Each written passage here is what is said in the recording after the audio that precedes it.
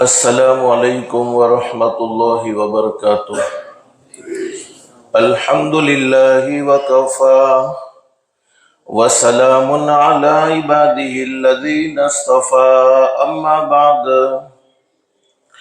اعوذ باللہ من الشیطان الرجیم، بسم اللہ الرحمن الرحیم۔ يا أيها الذين آمنوا اتقوا الله ولتنظر نفس ما قدمت لغد واتقوا الله إن الله خبير بما تعملون، ولا تكونوا كالذين نسوا الله فأنساهم أنفسهم أولئك هم الفاسقون۔ لا يستوي أصحاب النار وأصحاب الجنة، أصحاب الجنة هم الفائزون۔ صدق اللہ العظیم۔ قال النبی صلی اللہ علیہ وسلم: الکیس من دان نفسه وعمل لما بعد الموت، والعاجز من اتبع نفسه هواها وتمنى على الله، او كما قال النبي صلى الله عليه وسلم: صدق رسوله النبي الكريم۔ رب اشرح لي صدري ويسر لي أمري واحلل عقدة من لساني يفقهوا قولي۔ سبحانك لا علم لنا إلا ما علمتنا إنك أنت العليم الحكيم۔ درود شریف پڑھیں۔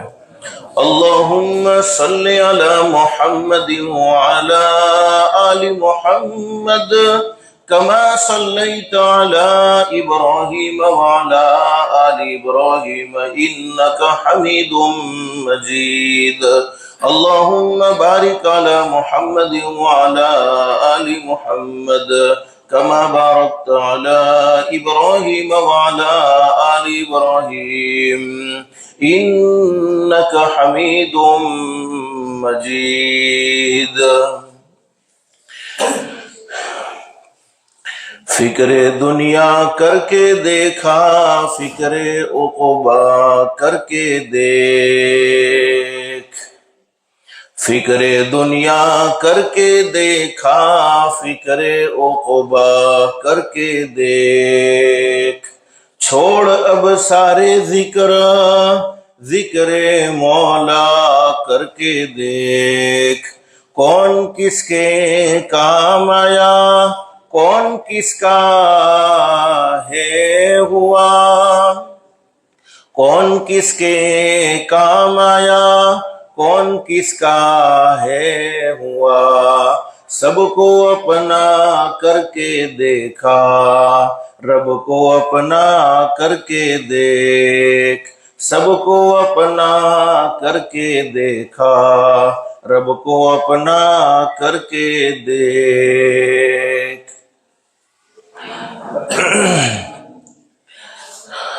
قابل احترام بزرگان محترم اور میرے پیارے دوستوں اور گھروں میں اور پردے میں سننے والی محترم مائیں اور بہنیں، اللہ کا ہم سب پر بہت بڑا احسان اور بہت بڑا کرم ہے کہ اللہ پاک نے ہم سب کو دین کی باتیں سننے کے لیے تھوڑی دیر یہاں اس مسجد میں جمع فرمایا۔ دعا کرو اللہ سب کے جمع ہونے کو قبول فرمائے۔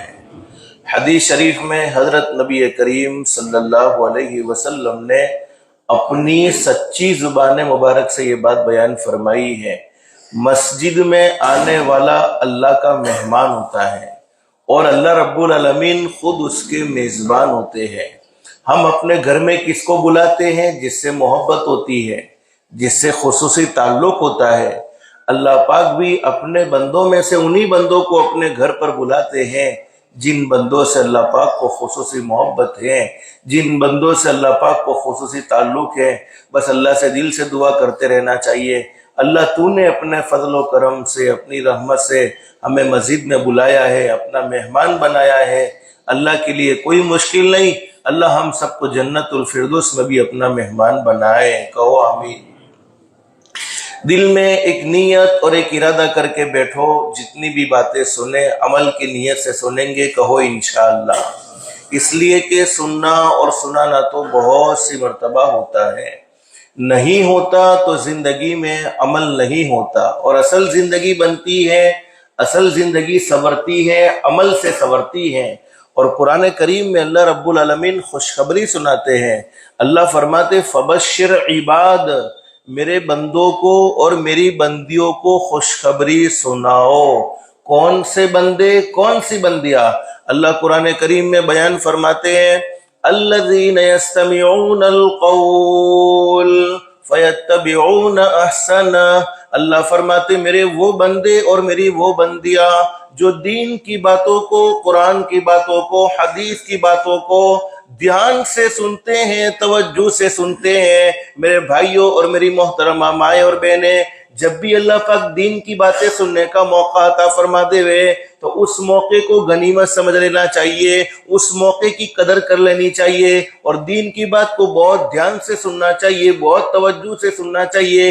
اس لیے کہ جب دین کی بات ہم دھیان سے سنتے ہیں، توجہ سے سنتے ہیں، ادب سے سنتے ہیں، طلب سے سنتے ہیں، تو بولو عمل کرنے کی توفیق کون دیتا ہے؟ اللہ پاک دیتے ہیں۔ دھیان اور توجہ سے سننے کی برکت سے اللہ پاک عمل کی بھی توفیق نصیب فرما دیتے ہیں۔ فَيَتَّبِعُونَ أَحْسَنَ، دین کی باتیں دھیان سے سنیں، توجہ سے سنیں، اور اس کے بعد اس پر اچھا عمل کرے۔ اچھے عمل کا کیا مطلب؟ ہمارا پیدا کرنے والا اللہ جیسا چاہتا ہے ویسا ہی عمل کرے، تو انعام کیا ملے گا؟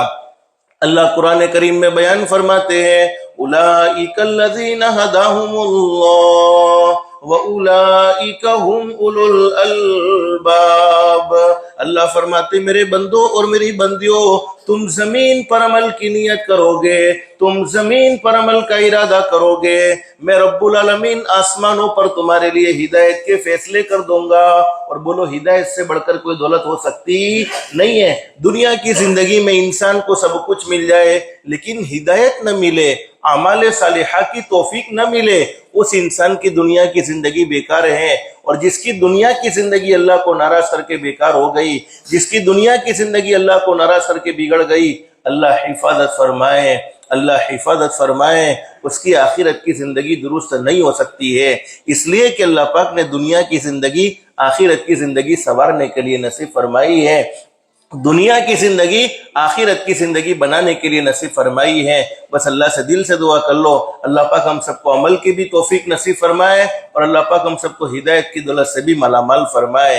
ایک صحابی نے حضرت نبی کریم صلی اللہ علیہ وسلم سے سوال کر لیا، میرے محبوب حضرت محمد الرسول اللہ صلی اللہ علیہ وسلم، اللہ رب العالمین کسی بندے کے بارے میں یا کسی بندی کے بارے میں ہدایت کا فیصلہ کر دے تو ہدایت کے فیصلے کا کیا مطلب ہے؟ اور ہم سب کو یہ بات معلوم ہونی چاہیے، کوئی نیک عمل ہم اپنی مرضی سے نہیں کر سکتے ہیں جب تک کہ ہمارا پیدا کرنے والا اللہ ہمیں نیک عمل کی توفیق نہ دے دے، اور کسی بھی گناہ سے ہم اپنی مرضی سے نہیں بچ سکتے ہیں جب تک کہ ہمارا پیدا کرنے والا اللہ ہمیں گناہوں سے بچنے کی طاقت اور قوت عطا نہ فرما دے۔ صحابی نے سوال کر لیا، اللہ کے نبی صلی اللہ علیہ وسلم، اللہ رب العالمین کسی بندے کے بارے میں یا کسی بندی کے بارے میں ہدایت کا فیصلہ کر دے تو ہدایت کے فیصلے کا کیا مطلب ہے؟ حضرت نبی کریم صلی اللہ علیہ وسلم نے فرمایا،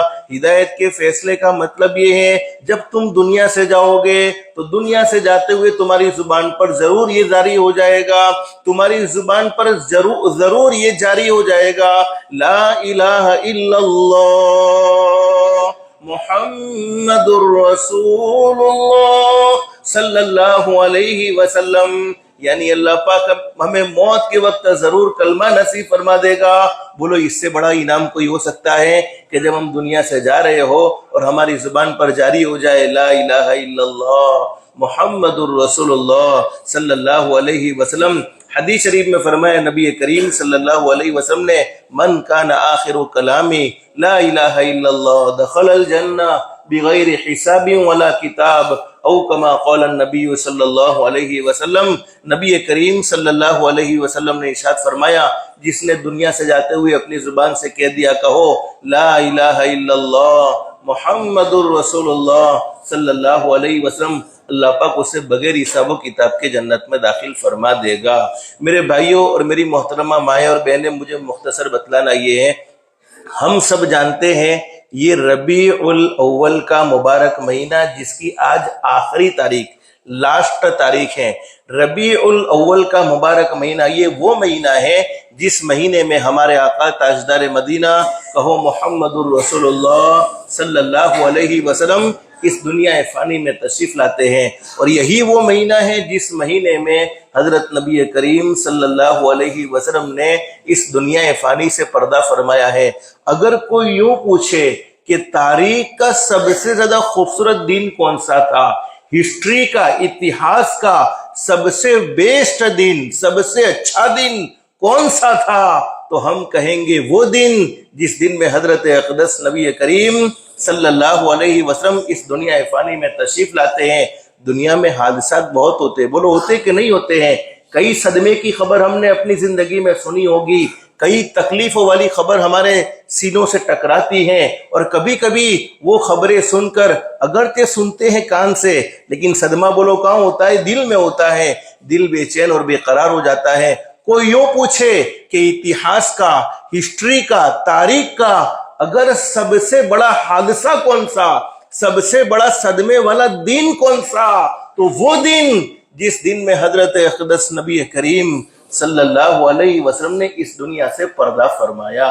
ہمارے نبی صلی اللہ علیہ وسلم دنیا کو الوداع کہہ کر اللہ کو پیارے ہو گئے۔ اللہ سے دل سے دعا کر لو اللہ ہر ایک کو مدینۃ المنورہ کی حاضری نصیب فرمائے، ہر ایک کے لیے مدینہ جانا آسان فرمائے۔ ہم ہمارے آقا تاجدار مدینہ محمد الرسول اللہ صلی اللہ علیہ وسلم کے روزے مبارکہ پر جاتے ہیں، ہم ہمارے نبی کو سلام پیش کرتے ہیں، ہمارے نبی ہمارے سلام کو بولو سنتے بھی ہیں اور ہمارے سلام کا بولو جواب بھی دیتے ہیں۔ اب جانا چاہتے ہیں، مدینہ جانا چاہتے ہیں؟ ارے کس کے دل میں یہ تمنا نہیں ہوتی ہے؟ ہر آدمی کے دل میں، جس کے دل میں حضرت نبی کریم صلی اللہ علیہ وسلم کی محبت ہے، وہ حضور کے شہر کو ضرور جانا چاہتا ہے۔ آج سے ایک نیت کر لو اور ایک کام کرنا شروع کر دو، روزانہ 313 مرتبہ درود شریف پڑھو۔ بولو کتنی مرتبہ پڑھیں گے؟ 313 مرتبہ درود شریف پڑھو۔ بہتر درود شریف تو وہی ہے جس کو ہم نماز میں پڑھتے ہیں، لیکن اتنا وقت نہیں ہے تو کم سے کم صلی اللہ کہو، صلی اللہ علیہ وسلم، صلی اللہ علیہ وسلم، یا اللہم صلی علی محمد، اللہم صلی علی محمد 313 مرتبہ پڑھیں گے۔ علماء جانتے ہیں حدیث شریف میں حضرت نبی کریم صلی اللہ علیہ وسلم نے درود شریف کے بڑے فضائل بیان فرمائے ہیں، اور علماء نے لکھا ہے کہ ہر عبادت کے مقبول اور مردود ہونے کے چانسز ہیں۔ ایک آدمی نے نماز پڑھی، اس کی نماز مقبول بھی ہو سکتی ہے، مردود بھی ہو سکتی ہے۔ ایک آدمی نے حج کیا، اس کا حج مقبول بھی ہو سکتا ہے، مردود بھی ہو سکتا ہے۔ ایک آدمی نے عمرہ کیا، اس کا عمرہ مقبول بھی ہو سکتا ہے، مردود بھی ہو سکتا ہے۔ مقبول اس صورت میں ہوگا کہ وہ اللہ کے لیے کیا ہے، مردود اس صورت میں ہوگا کہ وہ اپنے لیے کیا ہے، اللہ کے لیے نہیں کیا ہے۔ لیکن درود شریف ایک ایسی عبادت ہے، چاہے دل سے پڑھو، چاہے بغیر دل کے پڑھو، چاہے اخلاص سے پڑھو، چاہے ریاکاری سے پڑھو، درود شریف تو ہر حال میں اللہ کی بارگاہ میں منظور ہوتا ہے، ہر حال میں اللہ کی بارگاہ میں مقبول ہوتا ہے۔ تو 313 مرتبہ درود شریف پڑھنے کی عادت ڈالو، اللہ پاک بہت جلد مدینۃ المنورہ کی حاضری کہو انشاءاللہ نصیب فرمائے گا۔ مدینہ مال کی بدولت جانا نہیں ہوتا، بہت سے دنیا میں مالدار ایسے ہیں جن کے پاس بہت مال تھا، پوری دنیا کا سفر کرتے رہے ہیں، لیکن ایک مرتبہ بھی بولو مکہ مدینہ جانا نصیب نہیں ہوا۔ اور بہت سے غریب ایسے ہیں جو بیچارے مزدوری کرتے تھے، کماتے تھے، لیکن اللہ نے انہیں کئی مرتبہ مدینہ بلایا ہے، کئی مرتبہ انہیں مکہ المکرمہ کا سفر کروایا ہے۔ وہ تو قسمت سے جانا ہوتا ہے. جس کی قسمت چمک جاتی ہے اسے مدینے کا بلاوا ملتا ہے. اور 313 مرتبہ درود شریف پڑھیں گے. اللہ پاک بہت جلد حضرت نبی کریم صلی اللہ علیہ وسلم کی خواب میں زیارت نصیب فرمائے گا. 313 مرتبہ درود شریف پڑھیں گے. اللہ پاک ایسی بڑی بڑی بیماریوں سے محفوظ رکھے گا جن بیماریوں سے آدمی قبر کے حوالے ہو جاتا ہے، جیسے ہارٹ اٹیک کی بیماری ہے، کینسر کی بیماری ہے، جادو اور جنات کی پرابلم ہے. 313 مرتبہ درود شریف پڑھیں گے. اللہ پاک حلال پاکیزہ روزی کے دروازے کھول دے گا. 313 مرتبہ درود شریف پڑھیں گے. اللہ پاک دنیا میں بھی عزت نصیب فرمائے گا اور آخرت میں بھی عزت نصیب فرمائے گا. اور سب سے بڑا انعام، اس سے بڑا انعام کوئی نہیں. اللہ پاک ہمیں گمراہ ہونے سے بچا لے گا. اللہ پاک ہمیں ہدایت پر باقی رکھے گا. ایمان والی، کلمے والی، عزت والی، عافیت والی، سلامتی والی، اللہ کی رضا والی موت نصیب فرمائے گا. تو پڑھیں گے انشاءاللہ. جب بھی ہمارے نبی کا نام آئے تو بولو کیا کہنا ہے؟ صلی اللہ علیہ وسلم. ربیع الاول کے مہینے میں حضرت نبی کریم صلی اللہ علیہ وسلم اس دنیا میں تشریف لاتے ہیں. ہمارے نبی کی مبارک زندگی کے کون سے پہلو کو سنایا جائے؟ اس لیے کہ آپ کی تو پوری زندگی نرالی تھی، آپ کی تو پوری زندگی سراپا رحمت تھی. بلکہ ہم سب کا یہ عقیدہ ہونا چاہیے، آسمان کے نیچے اور زمین کے اوپر اگر اللہ کے بعد کسی کا مقام ہے تو کہو وہ ہمارے آقا تاجدار مدینہ محمد الرسول اللہ صلی اللہ علیہ وسلم کا مقام ہے، جن کے صدقے میں اللہ نے پوری کائنات کو بنایا، جن کے صدقے میں اللہ نے پوری کائنات کو سجایا. آپ کی تو پوری زندگی نرالی ہے. دنیا میں آنے سے پہلے کے حالات پر نظر ڈالی جائے تو ایک نرالی شان معلوم ہوتی ہے. جس شان کے ساتھ اب دنیا میں تشریف لاتے ہیں اس پر نظر ڈالی جائے، یعنی آپ کی ولادت پر، آپ کے جنم دن پر نظر ڈالی جائے تو ایک نرالی شان معلوم ہوتی ہے. آپ کے بچپنے پر نظر ڈالی جائے تو ایک نرالی شان معلوم ہوتی ہے. آپ کی جوانی پر نظر ڈالی جائے تو ایک نرالی شان معلوم ہوتی ہے. 25 سال کی عمر میں حضرت نبی کریم صلی اللہ علیہ وسلم کی پہلی شادی ہوئی ہے. آپ کی شادی پر نظر ڈالی جائے تو ایک نرالی شان معلوم ہوتی ہے. جب حضرت نبی کریم صلی اللہ علیہ وسلم 40 سال کی عمر کو پہنچے تو اللہ رب العالمین نے اللہ نے بہت بڑی ذمہ داری نصیب فرمائی، آپ کو نبوت سے سرفراز فرمایا اور حضور صلی اللہ علیہ وسلم کو یہ ذمہ داری دی، دنیا میں بسنے والے انسانوں کو جنت کا راستہ بتلا دو، جہنم والے راستے سے باخبر فرما دو، ایمان کی دعوت پیش کر دو. تو آپ کی نبوت پر نظر ڈالی جائے تو بولو ایک نرالی شان معلوم ہوتی ہے.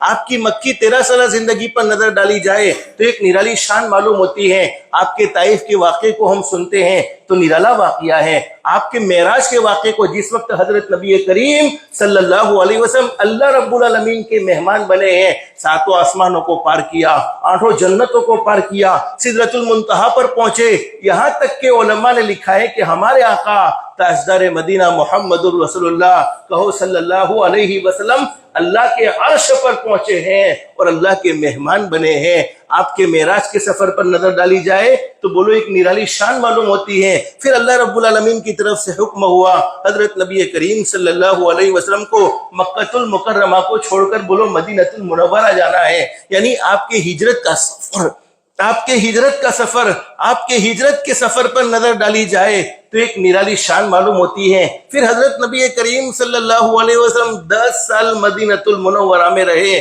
10 سال مدینہ المنورہ کی زندگی پر نظر ڈالی جائے تو ایک نرالی شان معلوم ہوتی ہے. پھر 63 سال کی عمر میں حضرت نبی کریم صلی اللہ علیہ وسلم نے اسی ربیع الاول کے مبارک مہینے میں دنیا سے پردہ فرمایا.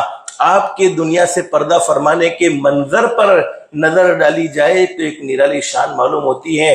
بس اتنا ہم سب کے ذہن میں ہونا چاہیے میرے بھائیوں اور میری محترمہ مائیں اور بہنیں.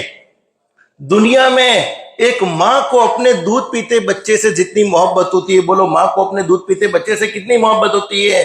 ماں کو اپنے دودھ پیتے بچے سے جتنی محبت ہوتی ہے اس سے کئی گنا زیادہ محبت کرنے والے ہمارے آقا تاجدار مدینہ محمد الرسول اللہ صلی اللہ علیہ وسلم اپنے امتی سے تھے.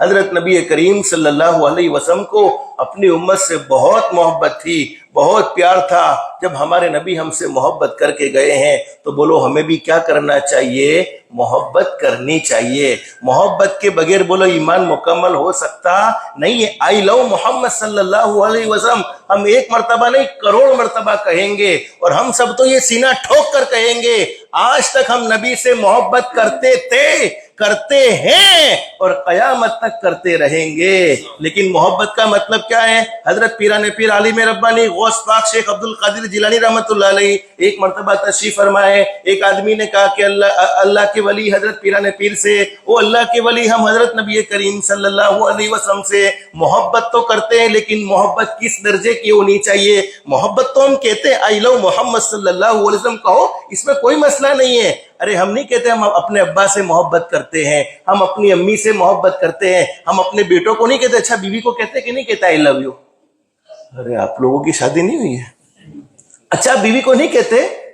کئی مرتبہ آپ تو بہت شرماتے ہیں. کہتے, کہنا چاہیے, کوئی مسئلہ نہیں ہے. اور حدیث شریف میں لکھا ہے, علماء نے فرمایا حدیث شریف میں حضرت نبی کریم صلی اللہ علیہ وسلم کا ارشاد علی ہے, جب تمہیں کسی سے محبت ہو تو اس محبت کا اظہار بھی کرو, اس کو بتلاؤ کہ میں تم سے محبت کرتا ہوں.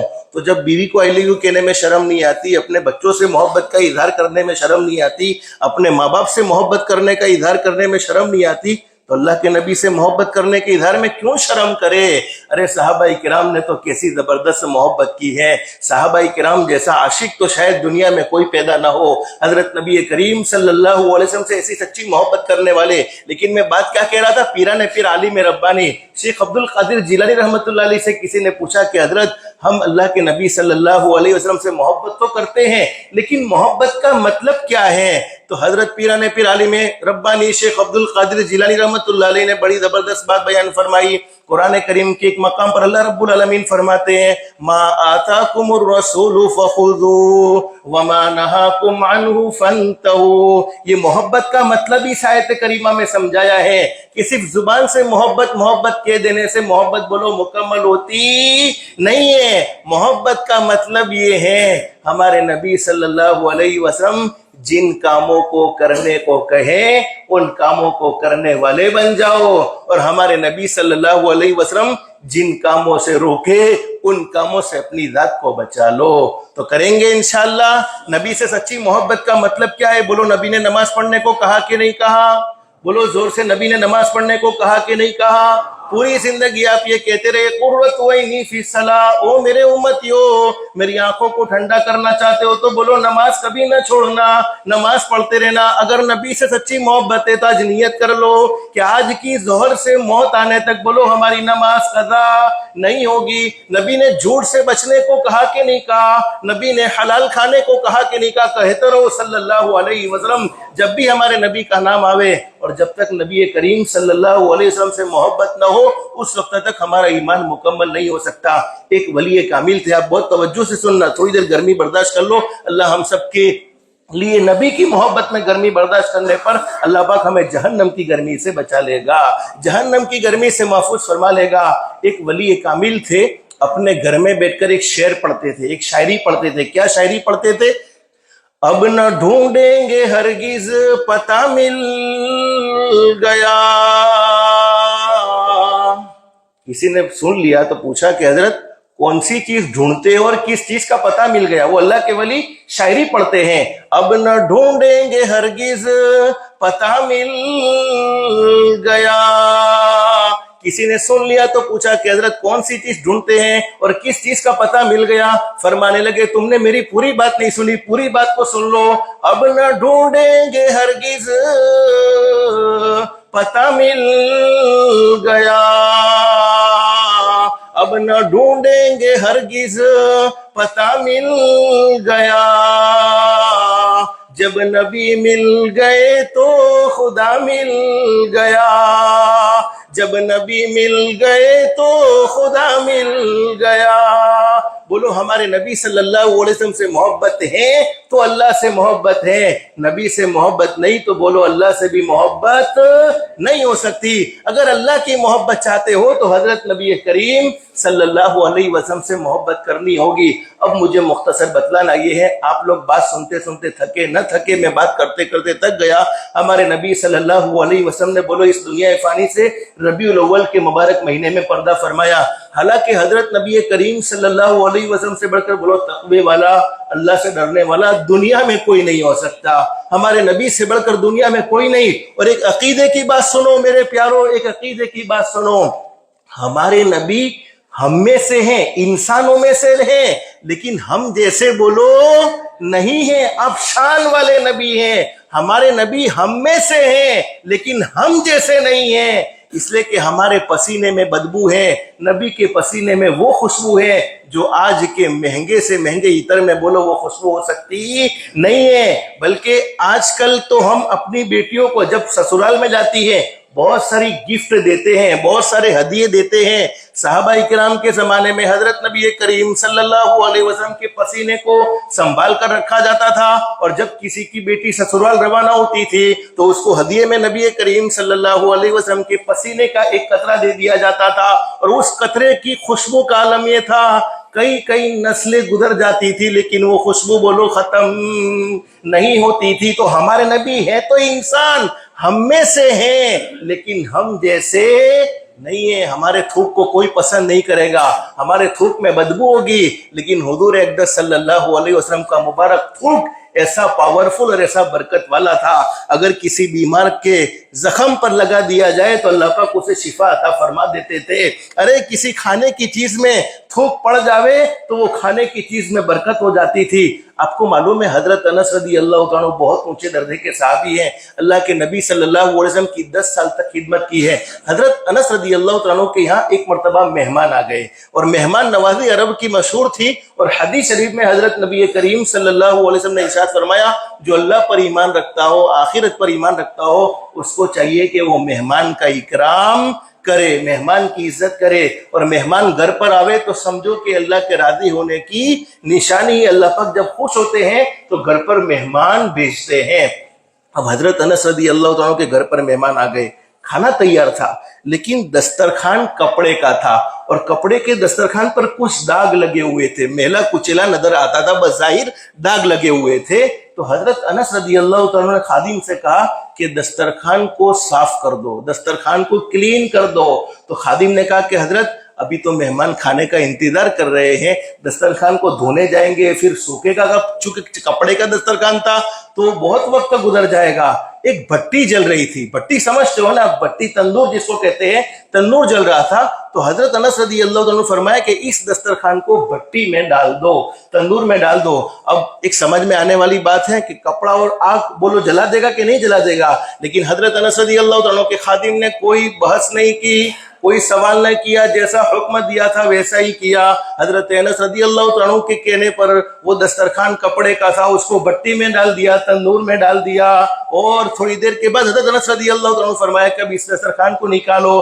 دسترخوان کو نکالا تو بہت کلین ہے، بہت صاف ستھرا ہے، چمکدار ہے۔ اب مہمان یہ منظر کو دیکھ کر بڑا چوکندہ ہو گئے کہ کھانے کا مسئلہ تو بعد میں، پیٹ کا مسئلہ بعد میں، پہلے یہ دسترخوان کی حقیقت بتاؤ کہ یہ دسترخوان میں ایسی کیا خوبی ہے۔ ارے کپڑے کو آگ لگے تو کپڑا بولو آگ سے بچ نہیں سکتا، آگ کپڑے کو جلا دے گی، لیکن یہ دسترخوان پر تو کچھ بھی نہیں ہوا بلکہ پورا کلین، پورا صاف ستھرا ہو گیا۔ اب حضرت انس رضی اللہ عنہ نے جب یہ مہمانوں کی باتیں سنی کہ ہمیں دسترخوان کا مسئلہ بتلانا پڑے گا، حضرت انس رضی اللہ عنہ کو حضرت نبی کریم صلی اللہ علیہ وسلم کی یاد آ گئی، آپ کی آنکھوں سے آنسو کے قطرے نکلے۔ کہا او میرے مہمانوں، اس دسترخوان کو معمولی دسترخوان مت سمجھنا، اس دسترخوان کو معمولی دسترخوان مت سمجھنا، یہ وہ دسترخوان ہے جس دسترخوان پر میرے محبوب تشریف فرما ہوتے تھے، کہو صلی اللہ علیہ وسلم۔ اور کبھی کبھی میرے محبوب حضرت محمد رسول اللہ صلی اللہ علیہ وسلم اس دسترخوان سے اپنے ہاتھ مبارک صاف کر لیا کرتے تھے۔ تو میرے محبوب کے جسم سے، میرے محبوب کی باڈی سے یہ دسترخوان ٹچ ہو چکا ہے۔ جو میرے محبوب کے جسم سے ٹچ ہو چکا ہے اس کے لیے تو اللہ نے جہنم کی آگ آرام فرما دی ہے. یہ دنیا کی آگ اسے کیسے جلا سکتی ہے؟ یہ دنیا کی آگ اسے کیسے نقصان پہنچا سکتی ہے؟ تو میں اصل بتلانا یہ چاہتا ہوں، ہمارے نبی سے بڑھ کر بولو دنیا میں کوئی اچھا انسان نہیں ہے. پھر بھی حضرت نبی کریم صلی اللہ علیہ وسلم نے ایک مرتبہ صحابہ کرام کے درمیان میں کیا بیان فرمایا؟ او میرے صحابہ کرام، جب میں تمہیں نماز پڑھاتا ہوں تم میرے پیچھے نماز پڑھتے ہو، میں ایک طرف سلام پھیرتا ہوں السلام علیکم ورحمت اللہ، تو مجھے اپنی زندگی کے بارے میں یہ امید نہیں ہوتی ہے کہ میں دوسری طرف سلام پھیر سکوں گا کہ نہیں پھیر سکوں گا. ایک مرتبہ حضرت نبی کریم صلی اللہ علیہ وسلم نے فرمایا میرے صحابہ کرام، جب میں کھانے کے لیے لقمے کو اٹھاتا ہوں اور اپنے منہ میں رکھتا ہوں تو مجھے یہ امید نہیں ہوتی ہے کہ یہ لقمہ میرے حلق سے، میرے گلے سے نیچے اترے گا یا نہیں اترے گا. ایک مرتبہ حضرت نبی کریم صلی اللہ علیہ وسلم نے فرمایا میرے صحابہ کرام، جب میں پانی کے لیے برتن کو اٹھاتا ہوں پانی پینے کے لیے تو مجھے یہ امید نہیں ہوتی ہے کہ یہ برتن میرے منہ کے قریب تک پہنچے گا یا نہیں پہنچے گا، یعنی اس سے پہلے میں دنیا چھوڑ کر چلا جاؤں. حالانکہ جن کے صدقے میں اللہ نے پوری کائنات کو سجایا ہے، اور ہم نے تو اپنے دماغ میں کئی سالوں کے پلان کیے ہوئے ہیں، 2025 کے اینڈ میں یہ کریں گے، 2026 کے شروع میں یہ کریں گے، 2027 میں یہ کریں گے. حالانکہ حقیقت کیا ہے؟ آگاہ اپنی موت سے کوئی بشر نہیں، ساما 100 برس کا ہے پل کی خبر نہیں. ایک سیکنڈ کے بعد بولو کیا ہو جاوے کسی کو معلوم ہوتا نہیں ہے. اسی لیے بہت زبردست بات بیان فرمائی ہے، انسان سنبھل جا اب بھی تو، اللہ کو ناراض کرتے ہوئے سنبھل جا، حرام کھاتے ہوئے، حرام کماتے ہوئے، ماں باپ کے دل کے ٹکڑے ٹکڑے کرتے ہوئے، گھر میں رہنے والی کمزور بیوی کو رلاتے ہوئے سنبھل جا، ارے لوگوں کو تکلیف پہنچاتے ہوئے سنبھل جا، نمازوں کو چھوڑتے ہوئے سنبھل جا. الصلاۃ خیر من النوم کی صداؤں کو روزانہ ہم سنتے ہیں، اس کے باوجود فجر کی نماز میں آرام سے سوتے ہیں. فجر کی نماز میں آرام سے سوتے ہوئے سنبھل جا، انسان سنبھل جا اب بھی تو، انسان سنبھل جا اب بھی تو، مٹی میں ایک دن جانا ہے، تیرے بڑے بھی چلے گئے اور تیرا بھی نمبر آنا ہے. ہر ایک کو باری باری یہ دنیا چھوڑ دینی ہوگی. بولو دنیا میں کوئی ہمیشہ ہمیش کے لیے نہیں ہے. ہم دنیا سے جانے والے کو بیچارہ سمجھتے ہیں، بیچارہ وہ نہیں ہے، بیچارے تو ہم ہیں کہ ہمیں موت کا سامنا کرنا ہے. بس اللہ پاک جن مرحومہ کا انتقال ہوا ان کی کروٹ کروٹ مغفرت فرمائے، جنت الفردوس میں اعلیٰ سے اعلیٰ مقام نصیب فرمائے، گھر والوں کو صبر جمیل نصیب فرمائے. لیکن جب ہم دنیا سے جا رہے ہوتے حقیقت کیا ہے؟ جس دنیا کی محبت میں ہم نے اللہ کو ناراض کیا، جس دنیا کی محبت میں ہم نے ہمارے اخلاق بگڑتے چلے گئے، رشتہ داروں سے ہم نے تعلقات توڑ دیے، ایک بھائی نے دوسرے بھائی سے دشمنی کی تو سال ہر سال گزر گئے لیکن صلح کرنے کو تیار نہیں، ایک پڑوسی دوسرے پڑوسی سے لڑا ہوا ہے تو سال ہر سال گزر جاتے ہیں، آپس کے نفرتوں کو ختم کرنے کو تیار نہیں، نفرت بری زندگی گزارتے ہیں. لیکن حقیقت کیا ہے؟ جب ہم دنیا سے جاتے ہیں تو منظر کیا ہوتا ہے؟ جائے گا جب جہاں سے، جہاں یعنی دنیا ہر ایک کو جانا ہے، جائے گا جب جہاں سے، جائے گا جب جہاں سے کوئی نہ ساتھ ہوگا. بولو کون ساتھ جاتا ہے؟ جاتا ہے تو ہر انسان اکیلا جاتا ہے. جائے گا جب جہاں سے کوئی نہ ساتھ ہوگا، 2 گز کفن کا ٹکڑا تیرا لباس ہوگا. دنیا سے کچھ بھی ساتھ لے کر نہیں جاتے ہیں. اگر آخری وقت میں کوئی چیز ساتھ آ جاوے تو 2 گز کفن کا ٹکڑا آتا ہے، وہ بھی یقینی نہیں. علماء فرماتے ہیں موت کا آنا یقینی ہے لیکن کفن کے ملنے میں شک ہے. بس اللہ سے دل سے دعا کر لو اللہ ہم سب کو آخرت کا استعداد نصیب فرمائے. اب مسجد میں بیٹھنے والے ہمارے احباب سے میں درخواست کروں گا، گھروں میں سننے والی محترمہ ماں اور بہنوں سے بھی درخواست کروں گا، آج کی مجلس میں 2 کام کی نیت کر لو، کرتے ہیں انشاءاللہ بات ختم. یہ 2 کام کا ارادہ کر لو. اگر یہ 2 کام ہم نے اپنی زندگی میں کیے ہیں، دنیا والے ہمیں اچھا سمجھے نہ سمجھے، دنیا والے ہماری عزت کرے نہ کرے، دنیا والے ہم سے محبت کرے نہ کرے، پیدا کرنے والا اللہ کہے گا میرا بندہ تجھ سے اچھا کوئی نہیں ہو سکتا ہے، میری بندی تجھ سے اچھی کوئی نہیں ہو سکتی ہے۔ جب اللہ اچھا کہہ دے تو دنیا والوں کے اچھا برا کہنے سے کوئی فرق پڑتا ہے؟ کوئی فرق نہیں پڑتا۔ جب پیدا کرنے والا اللہ خود کہہ دے میرا بندہ تجھ سے اچھا میرے نزدیک کوئی نہیں، تو اللہ نے اچھا کہہ دیا تو سمجھو مصطفیٰ کہو صلی اللہ علیہ وسلم نے بھی اچھا کہہ دیا۔ پہلا کام 5 وقت کی نماز، کہو انشاءاللہ۔ کب سے شروع کرو گے؟ جمعہ سے، رمضان سے، آج سے کہو انشاءاللہ۔ میرے پیارو اللہ کے سامنے جھک جاؤ، کسی کے سامنے بولو جھکنے کی ضرورت نہیں پڑے گی، اللہ پوری دنیا کو ہمارے سامنے جھکا دے گا۔ اور اگر ہم اللہ کے سامنے نہیں جھکیں گے پھر دنیا والوں کے سامنے جھکنا پڑے گا۔ اور حدیث شریف میں فرمایا نبی کریم صلی اللہ علیہ وسلم نے میرے امتیوں نماز کا اہتمام کرو گے اللہ پاک زندگی میں چین سکون نصیب فرما دے گا، اللہ پاک تمہاری اولاد کو تمہاری آنکھوں کی ٹھنڈک بنا دے گا، تمہاری اولاد کو فرما بردار بنا دے گا، اللہ پاک حلال پاکیزہ روزی کے عافیت کے ساتھ دروازے کھول دے گا۔ اور حضور صلی اللہ علیہ وسلم جب دنیا سے پردہ فرما رہے تھے آپ نے آخری پیغام بھی یہی دیا، الصلاۃ الصلاۃ الصلاۃ، نماز کو کبھی نہ چھوڑنا، نماز کو کبھی نہ چھوڑنا، نماز کو کبھی نہ چھوڑنا۔ اور حدیث شریف میں موجود ہے حضرت نبی کریم صلی اللہ علیہ وسلم نے فرمایا نماز کا اہتمام کرنے کی برکت سے اللہ پاک شیطان مردود کے حملے سے دنیا میں بھی ہماری حفاظت فرمائے گا۔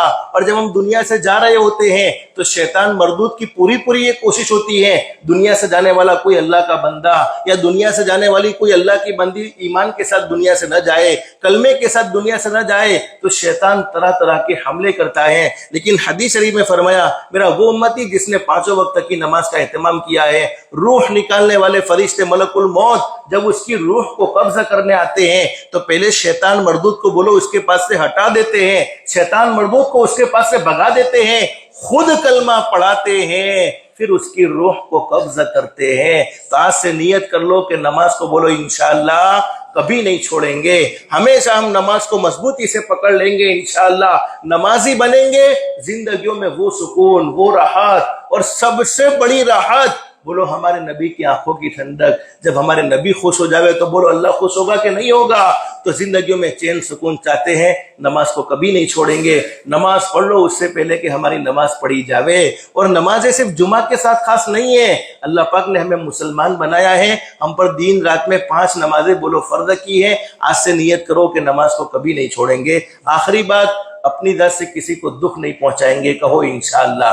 کسی کو تکلیف نہیں پہنچائیں گے، کسی کے ساتھ اچھا سلوک نہیں کر سکتے ہو نہ کرو، اس کے ساتھ برا سلوک بھی نہیں کریں گے۔ کسی کو فائدہ نہیں پہنچا سکتے نہ پہنچاؤ، بولو اس کو نقصان بھی نہیں پہنچائیں گے۔ کما تدین تو دان، جیسا کرو گے بولو ویسا بھرو گے، جیسی کرنی ویسی بھرنی، نہ مانو تو کر کے دیکھو، جنت بھی ہے دوزخ بھی ہے، نہ مانو تو مر کے دیکھو، بھلے عمل کا بھلا نتیجہ، برے عمل کا برا نتیجہ، جن لوگوں نے برا کیا ہے چل کر ان کا گھر دیکھو۔ کسی کو ستانے والے، کسی کے دل کے ٹکڑے کرنے والے کبھی سکون و اطمینان سے نہیں سو سکتے ہیں، بلکہ اللہ پاک ان کی زندگیوں سے چین سکون چھین لیتے ہیں۔ ہاں، جسے ستایا ہے، جسے تکلیف پہنچائی ہے، اسے تو کبھی نہ کبھی راحت مل جاتی ہے،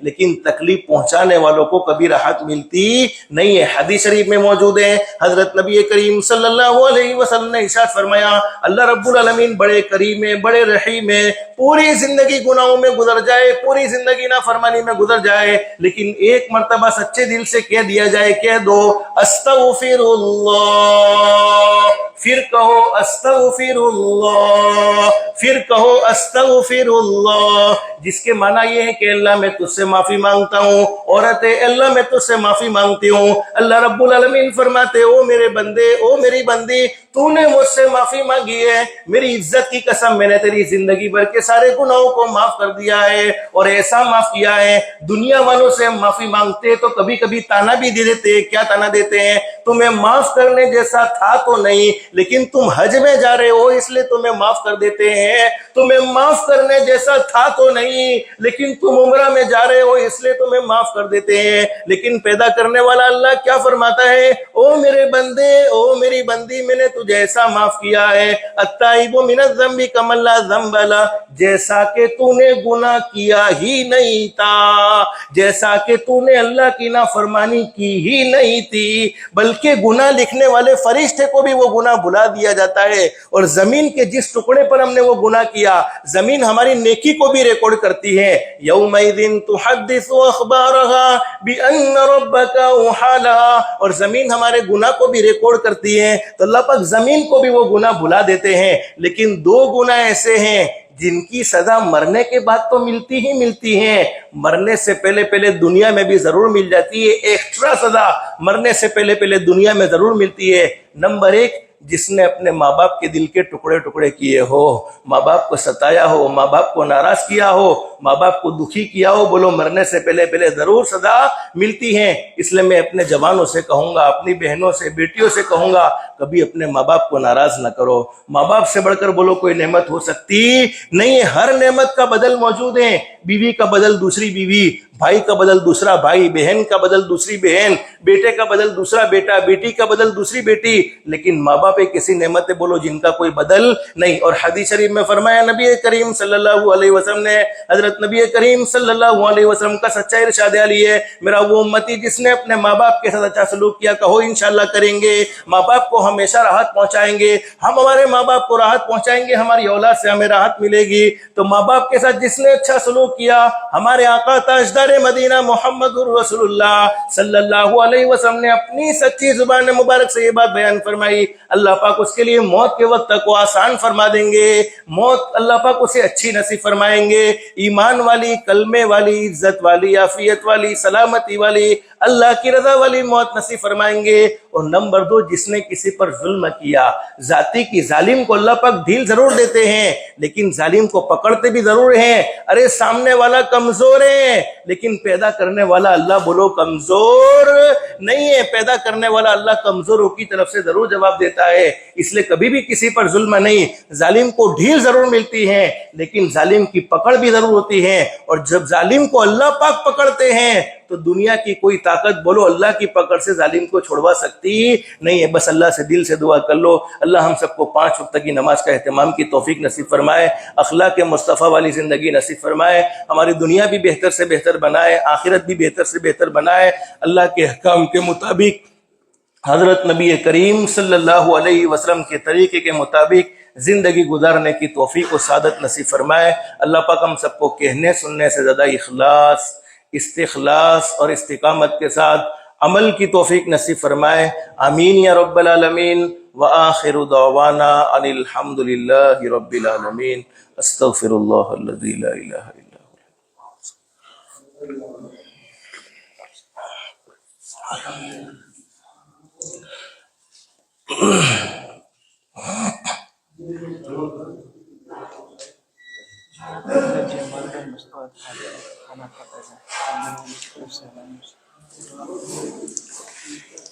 دعا کرنے سے پہلے ایک مرتبہ درود شریف پڑھ لو، اللہ کی رحمت متوجہ ہوگی۔ پھر 3 مرتبہ قل ہو اللہ پڑھو، ایک مرتبہ قل ہو اللہ پڑھیں گے 10 پارے پڑھنے کا ثواب، 2 مرتبہ پڑھیں گے 20 پارے پڑھنے کا ثواب، 3 مرتبہ پڑھیں گے 30 پارے یعنی پورے قرآن کریم پڑھنے کا ثواب۔ پھر ایک مرتبہ درود شریف پڑھ لو اور اس کا ثواب مرحوم آپ کو پہنچا دو، خصوصاً اس مرحوم آپ کو اور عموماً پوری امت کو پہنچا دو، ہمارے ثواب میں بھی کوئی کمی نہیں ہوگی اور اللہ پاک ان کا ثواب ان کو بھی پہنچا دے گا۔